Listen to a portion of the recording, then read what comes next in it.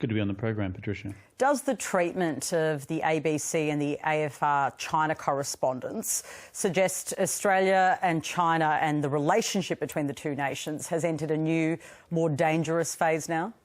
I believe it's been trending that way for quite some time. And without being in the business of, apportioning responsibility for that, the bottom line is the trajectory is all negative. So this is just one further step in that direction, and deeply disturbing if your fundamental interest here is press freedom and your interest is the proper protection of foreign correspondents in an authoritarian country like China. Is there any doubt in your mind that these two correspondents were caught up in politics? No, listen, I actually know these two guys reasonably well. They're highly professional journalists. And when I've been in China myself, I've spent time with them. These are journalists just doing the professional duties of their task. To infer that these folks were somehow involved in some nefarious plot against the Chinese government is just laughable. Absolutely laughable.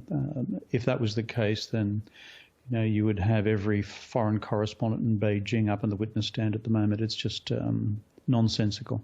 OK, but these are Australians that have been targeted. What do you read into that? Should we be particularly concerned about the fact that they are Australians? Obviously, we're concerned about that, but does that demonstrate that the relationship with Australia is particularly troubled?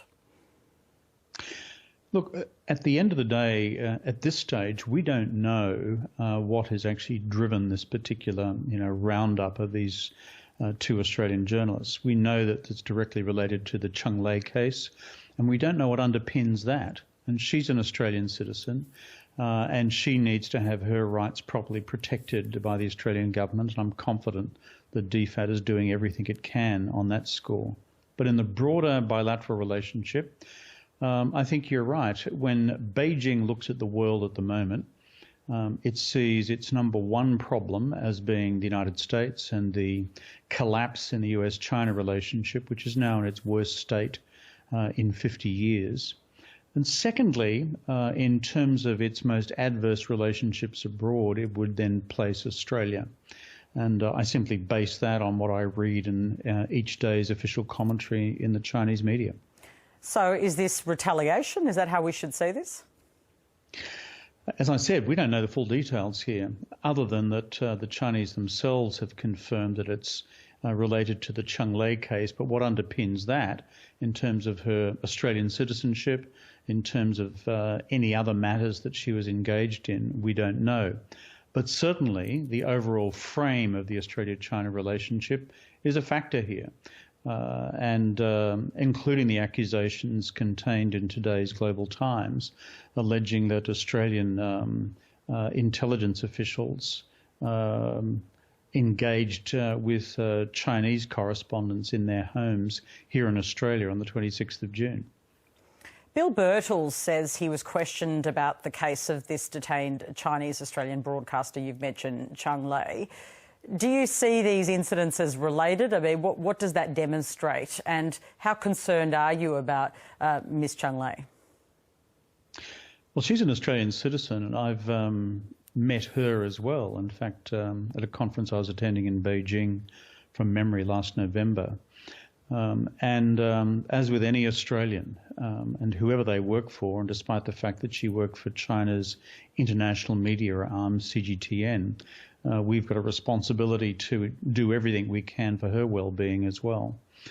But I think if we stand back from the individual cases, I think there are two big facts we should focus on. One we've touched on, which is the spiralling nature of the Australia-China relationship, and I've not seen anything like it in my 35 years plus of working on Australia-China relations.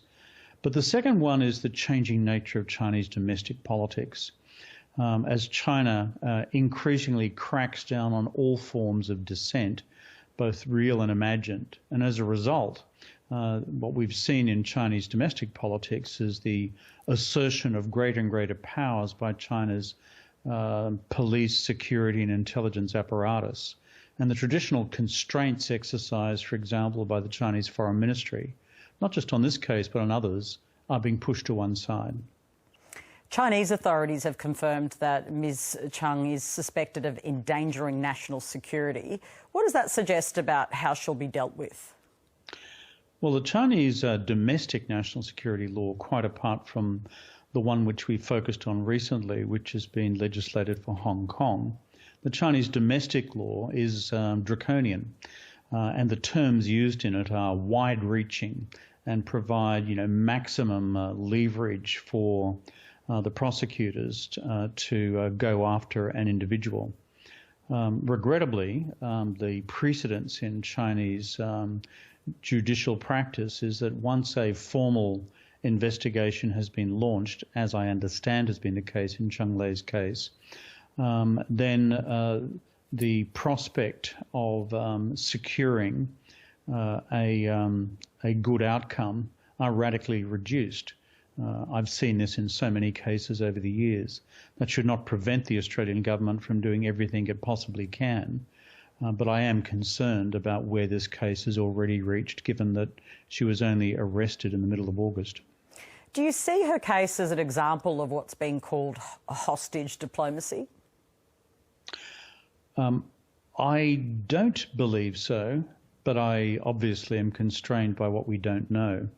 What I have been concerned about and have been intimately engaged is the wrong term, but in discussions with various people about is the case of the two Canadians who have now been incarcerated in China for well over a year in what was plainly a retaliatory action by the Chinese government over the incarceration of Madam Meng by the Canadian government and at the request of the United States, Madam Meng being the daughter of the owner and chief executive of Huawei, China's major 5G telecommunications company. So China has acted in this way already in relation to Canada. I presume that was the basis upon which the Australian government issued its own travel advisory in early July about the risks faced by Australians travelling in China. But on these circumstances concerning Chung Lei, I'd be speculating rather than providing hard analysis, Patricia. You say 35 years of watching, you haven't seen relations this low or deteriorate quite like they have. You talked about responsibility here. Who is responsible? Is it ultimately China and the Chinese regime that's making this relationship untenable? Well, after the last Australian election, I went and saw Mr. Morrison and was very blunt with him, which is that this is a difficult relationship. It was difficult when I was in office, and it's difficult for him. So I'm not about to pretend that it's easy managing a relationship with an authoritarian state, which is now the world's second largest economy, and during the course of the next 10 years, likely to become the largest, and whose foreign policy is becoming increasingly assertive. There's a high degree of difficulty here. What I have been critical of in the Australian public media is the fact that every time an issue arises in the Australia-China relationship, I've seen a knee-jerk reaction by some in the Australian government and various ministers to pull out the megaphone within 30 minutes and to take what is a problem and frankly, to play it into the Australian domestic politics. So China is difficult to deal with, but I think the current Australian government, from time to time, has been less than skilled in its handling. I've got to say, however, the professionals in DFAT, including Ambassador Graham Fletcher's handling of this most recent case in Beijing and the Consul General in Shanghai, has been first class, and they should be congratulated for their efforts. And how should the Morrison government deal with these issues? Clearly, they've been pretty key here too, as have the media companies involved, both the ABC, our own managing director, but also the Australian Financial Review. How do you think the Morrison government should be behaving now? Look, on this question of Australian media access to China, which is important as a public policy objective in its own right, and broader Western media access to China, bearing in mind we've had something like 17 American journalists booted out in one form or another over the last year or two. What I would suggest is that the Australian government and the media companies keep their powder dry for a bit. What China has done, in my judgment, is unacceptable in the treatment of these two individuals, these two Australian journalists. But there's a structural interest here, which is to try and find an opportunity for the re-establishment of an Australian media presence in China. So until we have greater clarity in terms of the direction of Chinese overall policy on these questions, I mean, my counsel, if I was in government at the time, would be to keep our powder dry, if possible, rebuild this element of the relationship, and if not, take whatever actions are then necessary. But it's far better to be cautious about your response to these questions than to automatically jump into the domestic political trenches and try and score domestic political points in Australia by beating your chest and showing how hairy-chested you are at the same time. How will the fact that there are no correspondents from Australian media left in China affect how this incredibly important subject is covered? Well, Patricia, to state the bleeding obvious, it's not going to help. Both Birtles and Knight and the correspondent from the Australian Financial Review, Mike Smith, are first-class journalists, and they write well. And so their coverage has been important in terms of the continuing awareness of Australians, not just of the Australia-China relationship, but frankly, its fundamentals, which is what's going on in China domestically. Ultimately, what we see at this end is driven by Chinese domestic politics and the Chinese domestic economy. China's foreign policy is ultimately a product of those factors. And the more you have effective analysis of those things, the better we are in Australia and around the world in framing our own response to this phenomenally complex country, which is now becoming increasingly assertive, requiring an increasingly sophisticated response from governments like Australia. Just on a couple of other issues, it would be odd for me not to ask. Is it reasonable for Queensland to continue keeping its border with New South Wales closed, given how well authorities there have kept the virus under control? Look, I think Anastasia Palaszczuk has played this pretty well from day one. And she, like the other state premiers, has been highly attentive to the professional advice of the Chief Medical Officer. I mean, pardon me for being old-fashioned about these things, Patricia, but I always think you should listen to the experts.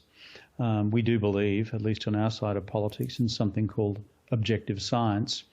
And if the experts are saying, be cautious about this, then so you should be. And the other thing to say is, what would I do if I was in her position right now? Well, you could have listened to the leader of the LNP in Queensland, Ms Frecklington, and opened the borders to the south many, many months ago and run all sorts of risks, including people coming in from Victoria as well. Anastasia Palaszczuk resisted those demands. I think she's been proven to be right as a result. So if I was her and if I was in her shoes today, I think I'll be doing exactly what she's doing, which is listening to what the Chief Medical Officer is advising her to do. Okay, just finally, I spoke to Noel Pearson a little while ago about, of course, this issue around Rio Tinto and that conduct around the destruction of the Juukan Gorge caves. And, of course, you were Prime Minister, delivered the apology and has a long interest in Indigenous affairs. What's your assessment of the way the company's behaved here and what is the sort of lasting legacy here that you're concerned about? For Rio Tinto, which will soon be known in Australia as Rio TNT, I think, for Rio Tinto, it has blown up its own reputation as anything approximating a responsible corporate citizen in Australia. What we know already from the parliamentary inquiry is that far from this being some sort of shock and surprise or accident, that in fact senior management within Rio Tinto were already taking legal advice and PR advice about how to handle a reaction once the detonation occurred. So for the company, they should be hauled over the coals. If there's a fining regime in place, it should be deployed. The executives responsible for this decision should no longer be executives. This is, if I was a shareholder of Rio Tinto, this is just appalling for Indigenous people. Look, you know, something as old as 40,000 years. This is as old as the ancient caves of Altamira and Lascaux in Europe. And to simply allow someone to walk in with a stick of jelly and bang, you're gone. I mean, this would be devastating for the Indigenous people who, in this generation, are responsible for the custodianship of the land, which means these ancient sites. So for our Indigenous brothers and sisters, this has been an appalling development. For the company, I think their reputation now is mud. Kevin Rudd, many thanks for joining us this afternoon. Good to be on the program.